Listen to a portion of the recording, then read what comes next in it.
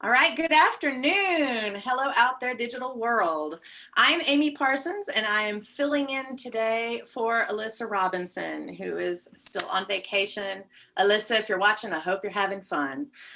We're talking today about trust. We're going to dig deeper into a little bit more about, Daniel talked about trust in terms of Psalm 23 specifically in his sermon. And so we're going to talk some more about trust today, kind of an interesting and sometimes challenging concept. So Daniel, how are you doing today? I'm great. You? I'm doing all right. I'm in here where it's air conditioned, and that's a That's good thing. always nice, right? You did That's right. great. You did great Monday. I'm looking forward to today as well. Well, thank you. I appreciate it. We had a few freezes and glitches that hopefully we've got ironed out for today. So Technology.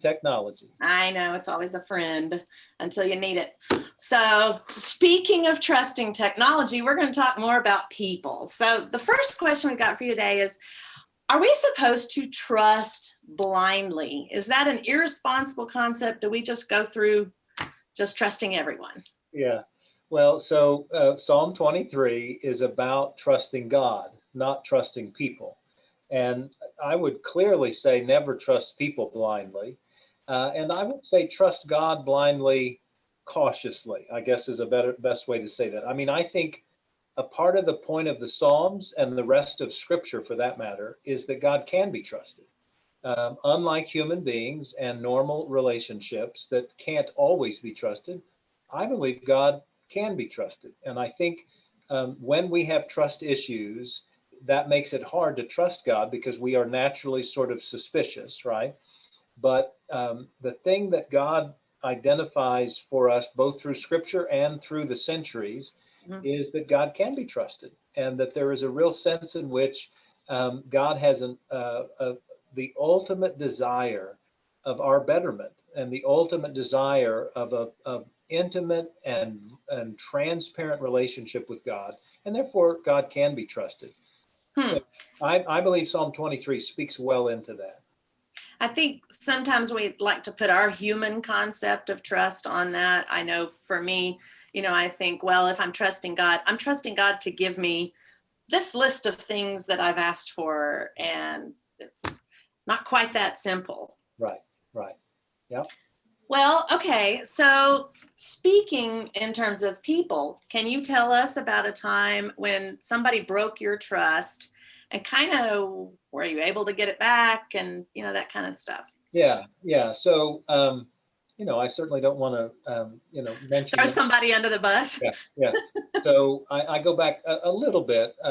You know, in a previous church, there were some folks who I considered friends, quite literally, not just church members. And um, there was a point in time when they literally betrayed me in terms of just what I call turning their backs on me, and not only sort of discontinued the friendship, but really turned nasty, turned mean, and turned ugly, and literally to the extent of um, trying to turn me into the bishop to take my orders. And Ah. I've spoken to this in a previous session of Go Beyond, but Mm-hmm. um, that was a point in time when I really questioned who I was and whether I should be in ministry or not. And we never connected after that, obviously. I, in fact, asked that couple, husband and wife, to literally leave the church. And that not so much just because I wanted them to leave, but because they said publicly a number of times, we're no longer members of this church. But then they would show up to church meetings, right? And Yeah. so I literally just sent them a letter and said, hey, you have said on this date and this date, you are no longer members, and therefore I'm taking you at your word, and therefore I'm having your names removed from the membership of the church. But all of that stemmed from, differences of opinion. Right. It wasn't what I would call anything serious or deep or anything like that. Now, to them it may have been, but certainly to me it wasn't. But yeah, I lost trust in them as individuals, and I eventually got reappointed, so it wasn't a big deal. But it was hard. It was hard for somebody that I had done things socially with, and had confided in, and shared intimate details of my life with, and they with me, and it was hard. Yeah, I can see why that would be. And especially the closer you are to somebody, I think of, I'm a big Survivor fan. I love the show Survivor. And, they use the word blind side all the time on that show. But those blind sides especially are the ones that are so painful. And I had some of those in my former career as business owner, where I really trusted a customer or whatever, and then whoosh, something comes out of the blue, and it's painful. It's Yeah, painful. we share, as I'm sure you have shared with your daughters, with our kids, about how important it is to maintain trust in relationship, right? And so, as it regards, for instance, adolescents, when they're, growing into more and more independence, Mm-hmm. how important it is to maintain the trust that you go where you tell me you're going, or you're doing what you're saying Absolutely. you're doing, or, and those are basic level concepts of trust, but that's what maintains trust, right? And Mm-hmm. so that's why I say humans can sometimes not be trusted, because sometimes we don't do what we say we're going to do or go where we whatever. But God can be trusted, because God is never deceitful. God is never Right. trying to misrepresent who God is. God is never sort of presenting something that is not. And so that's why God can be trusted.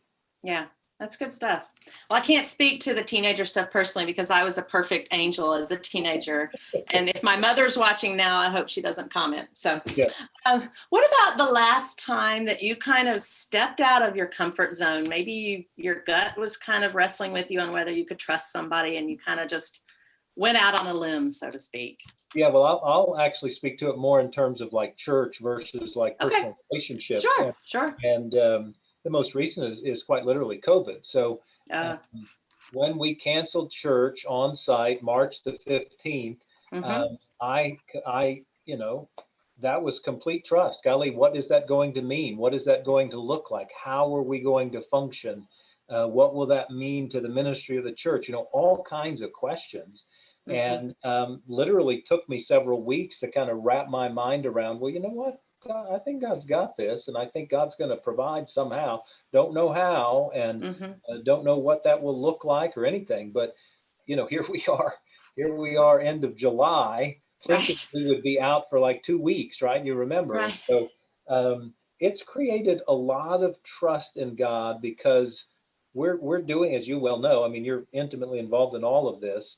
Mm-hmm. We're doing things so radically different than we've ever done. Right. And to just trust and believe that somehow God's going to help that work out is both difficult on the front end and highly rewarding on the back end, isn't it? I mean, Yeah, absolutely. if you are willing to hand it over to God and then watch God do God's wonderful work, it's amazing and it's beautiful. And I'm grateful, because I now can trust God even more because I see what God's doing. Yeah. Well, it's neat to see how that kind of ties in with the series we just finished with the Rechurch, listening to you talk about we're trusting that we can do it in a new way. Right. And, I'm sure they said the same thing the first time somebody said, I'm going to play an electric guitar in church, or, things like that. And it has been cool. And, people, have been very gracious on Facebook and other things, and said, hey, thanks to the digital team and thanks to this. But it's an honor for us to get Right. to do this way, and to be able to bring that to people. So it's been I, super cool. I remember, this goes back to my days at Argyle, the very first time we tried a screen in worship and Yeah. project images. And that, for Argyle, that was 1999. Uh-huh. And it was just, as a little bitty church, it was quite stirring, right? Because Right. we literally brought a big screen TV, because we didn't have projectors and all that kind of stuff. And Yeah. it was it was scary. And it's funny looking back on that now, that bringing a screen or a TV or whatever Uh-huh. would be scary, but it was scary at the time. Yeah. Change always is, especially if you're a 6 like I am. Yeah. So when somebody betrays us, because it's going to happen, to all of us at some point in our life, are we supposed as Christians just to trust them again? And what does that look like? Yeah. Well, so there is clearly a difference, for instance, between, I align it with forgiveness. So if we forgive Mhm. somebody for wronging us, which a broach in trust could be something that might need forgiveness. when I forgive somebody, I don't have to forget that they messed up or wronged me, because Hmm. I don't want that to happen again, right? Hmm.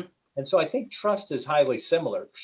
Um, while I don't, depending on what the breach in trust is, Right, I don't think right. we ought to necessarily break off relationship with that person, depending. I mean, there certainly are some instances when that clearly would be true. But if I maintain the relationship, it does not mean that I have to trust them in the same way or for the same purposes. Uh, I Mm-hmm. just think I now am more cautious, right?